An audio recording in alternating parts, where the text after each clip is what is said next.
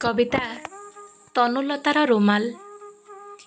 ଜୀବନର ମଧ୍ୟାହ୍ନରେ ଚାଲି ଚାଲି ବୋହିଗଲେ ଝାଳ, ସେତେବେଳେ ଝୁରି ହୁଏ ତନୁଲତା ହାତ ବୁଣା ଫୁଲର ରୁମାଲ।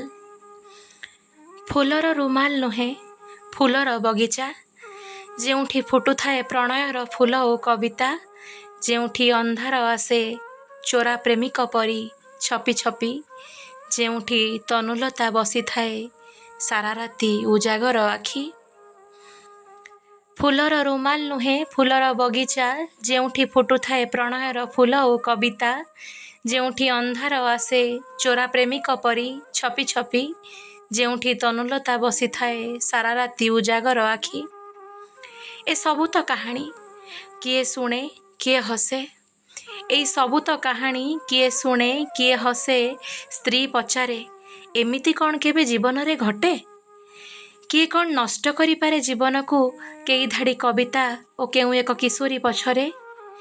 କିଏ କେବେ ପାଠପଢ଼ା ଛାଡ଼ିଦେଇ ଗୁରୁ ମହାନ୍ତିଙ୍କୁ ପଢ଼େ? କେତେ ସୂକ୍ଷ୍ମ ତନୁ କହ ବୁଝେଇବା, କ'ଣ ସତ କ'ଣ କେତେ ମିଛ। କେତେ ସୂକ୍ଷ୍ମ ତନୁ କହ ବୁଝେଇବା, କ'ଣ ସତ କ'ଣ କେତେ ମିଛ। ତମ ସେଇ ଫୁଲପକା ରୁମାଲରେ ନାହିଁ ଆଉ ଅତରର ମହକ। ଧୀରେ ଧୀରେ ଫିକା ପଡ଼େ ଛାତିରେ ରୋମାଞ୍ଚ।